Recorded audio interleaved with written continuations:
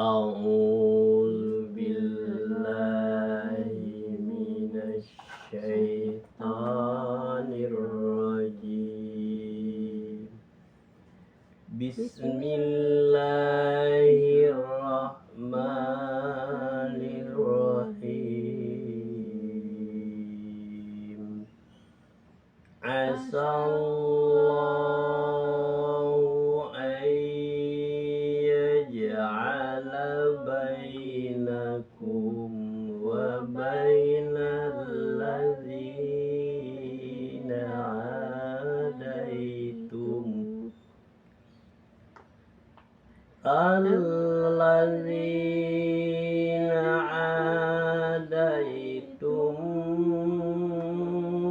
منهم مودة والله قدير والله غفور رحيم.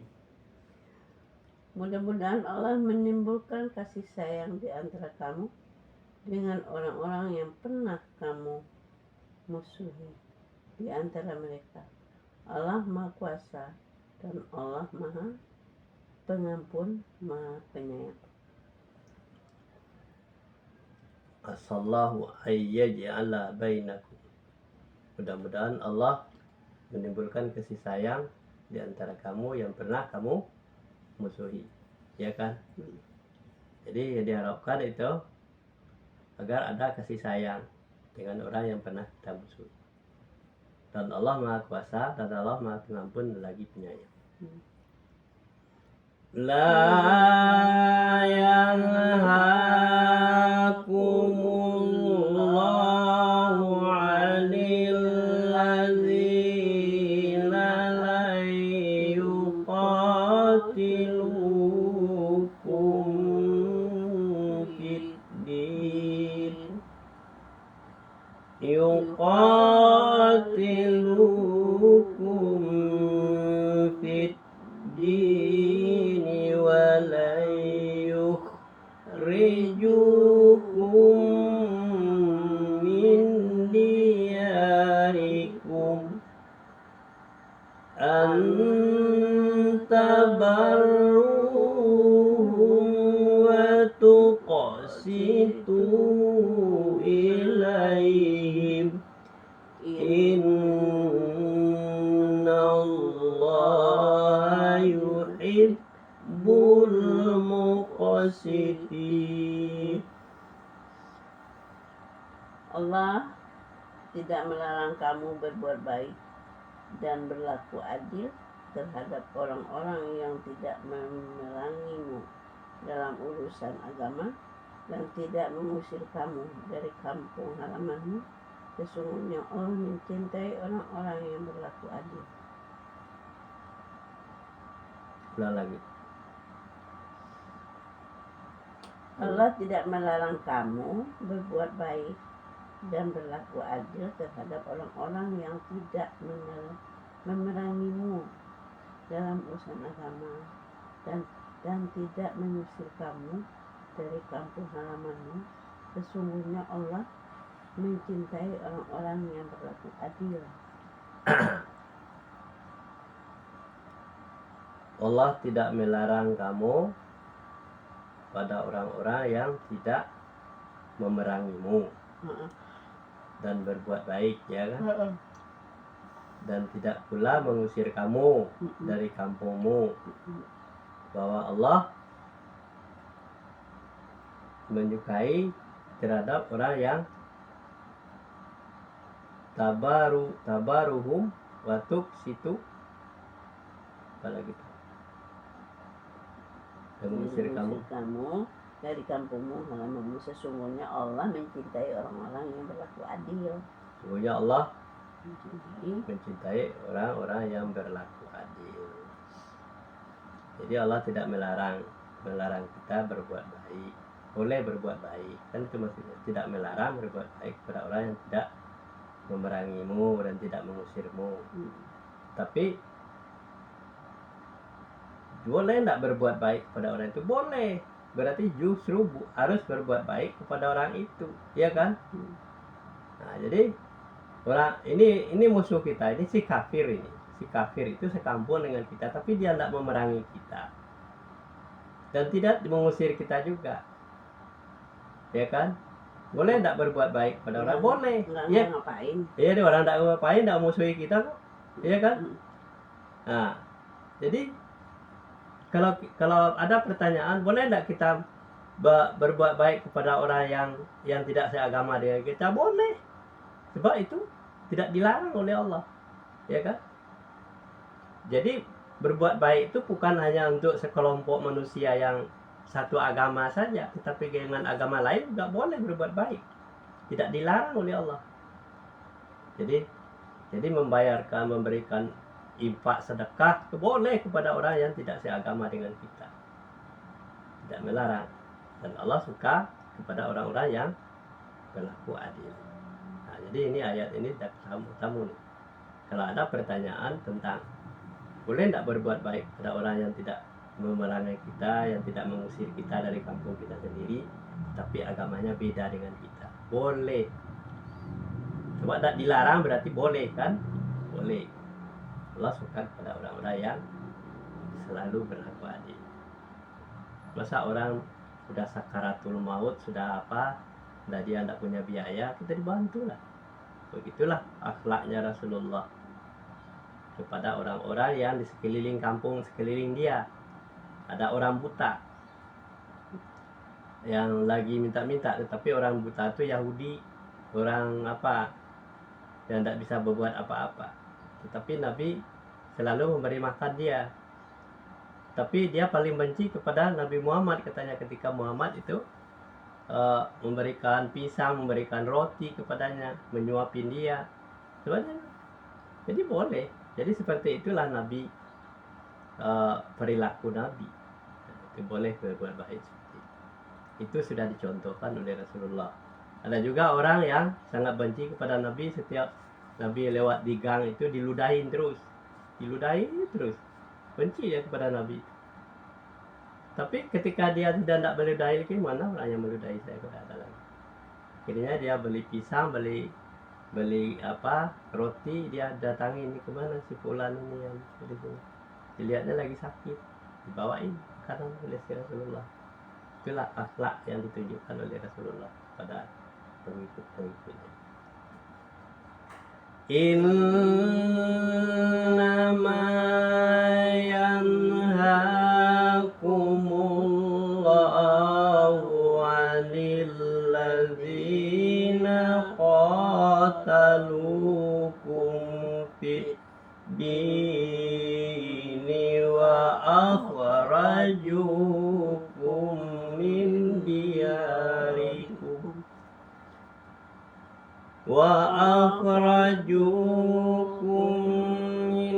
diyarikum wa zaharu ala ikhradikum an tawallahum wa man yatawallahum faulaika humul zalimun. Sesungguhnya Allah hanya melarang kamu menjadikan mereka sebagai tawananmu, orang-orang yang memerangi kamu dalam urusan agama dan mengusir kamu dalam kampung halamanmu dan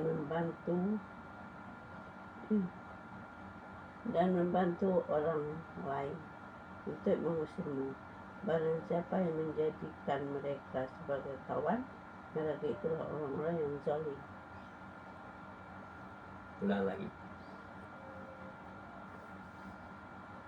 Sesungguhnya Allah hanyalah melarang kamu menjadikan mereka sebagai kawanmu, orang-orang yang memerangi kamu dalam urusan agama dan mengusir kamu dari kampung halamanmu dan membantu orang lain untuk mengusirmu.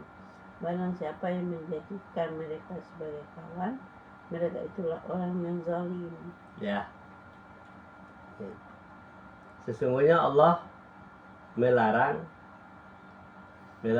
kamu kepada orang-orang, melarang di antara kamu kepada orang-orang yang memerangimu dalam urusan agama, yang mengusir kamu dari kampung halamanmu dan dijadikan teman, ya kan? Teman bersama kamu. Dilarang berteman dengan orang-orang yang seperti itu. Tawanan ya.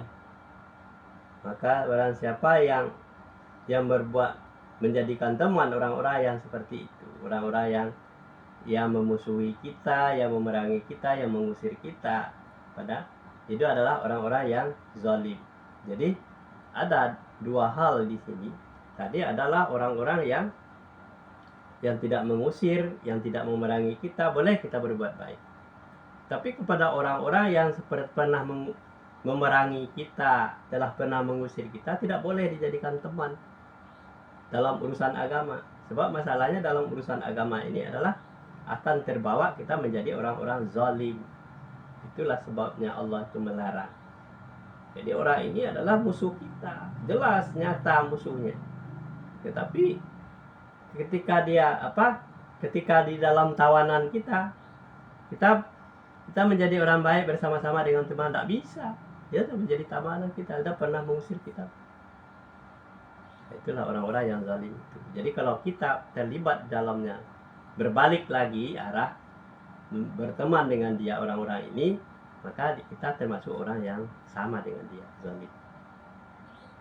Nah, ini terjadi di dalam pertarungan pilpres, ya kan? Pilpres itu kan seolah-olah lawan politiknya orang yang curang. Ketika kita melawan orang curang, kemudian dia pernah menjelek-jelekkan kita ketika kita menjadi orang jujur dan benar. Tapi giliran dia sudah menang, kita berbalik ke dia, itu tidak boleh, termasuk kita orang-orang zalim. Sebab dia pernah memusuhi kita, pernah menzalimi kita. Jadi jangan sampai kita terlibat di dalam hal masalah. Nah, jadi si A curang, si B tidak curang, si B mau menegakkan kebenaran dalam urusan agama, kemaslahatan manusia. Yang si A ini menang karena dengan kecurangannya. Terus kita berteman lagi dengan dia. Dan jelas dia musuh kita dari awal itu. Orang itu sudah memerangi agama kita. Makanya tidak boleh oleh Allah. Jadi Ya, kita Surya termasuk Paloh sama si itu ya, si Surya Paloh dengan Muhaimin. Kalau dia bergabung dengan orang yang memusuhi dia, ini kena oleh ayat ini. Di surat Mutahanah ayat 8, ayat 9. Mutahanah. Ayat surat Mutahanah ayat 9. Ini kena. Ini termasuk orang zalim dia. Jadi kalau dikatakan dia zalim, jangan marah. Sebab ini ayat ini berbicara seperti itu. Sebab dia pernah mau mengadang, mau membunuh, mau segalanya kan. Nah, kita berteman lagi dengan dia. Yalah, ini ya sudah. Dan tidak boleh bolak-balik hati manusia. Ya ayyuhallazina amanu idza ja'akumul mu'minatu muhajiratim famtahinun. Allahu a'lamu biimanihim fa in alimtumuhunna mu'minatim fala tarji'uhunna ilal kuffar la hunna illun lahum wa la hum yahillu lahunna wa atuhum ma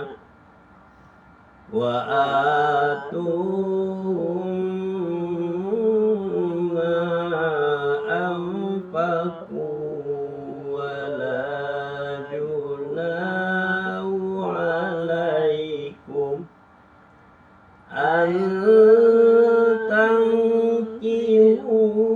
تنكحوهن إذا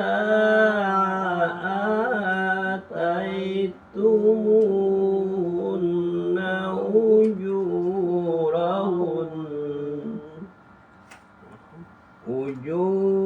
أجورهن ولا تمسكوا بعصم الكوافر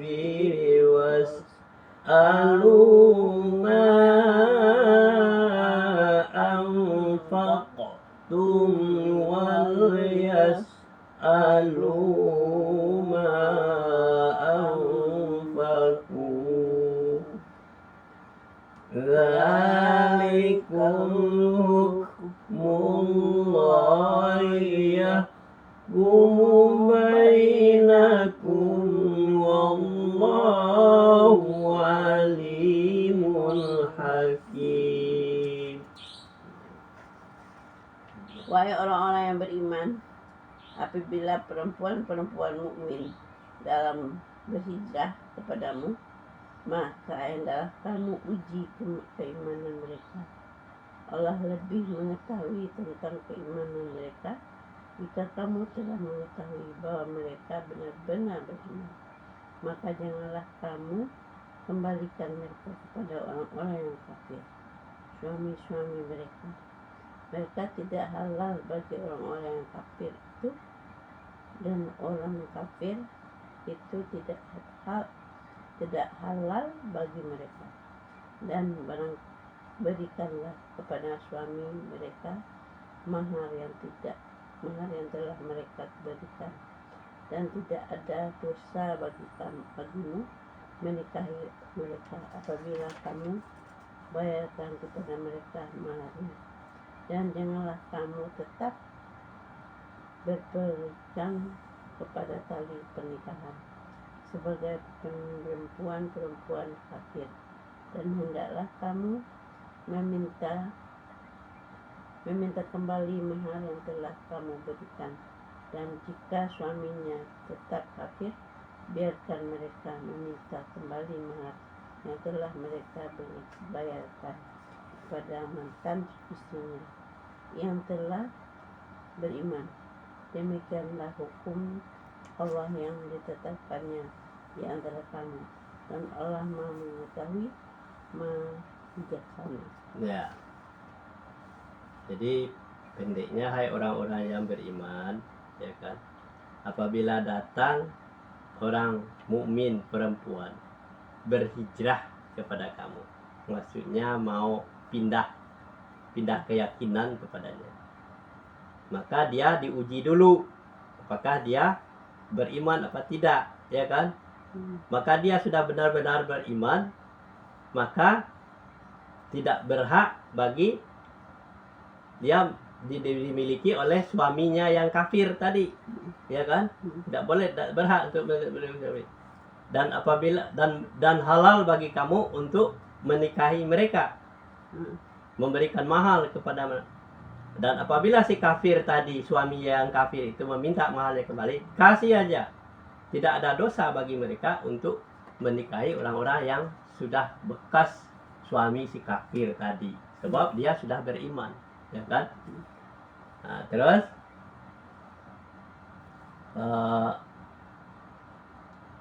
ma'anfaqtum, dan janganlah kamu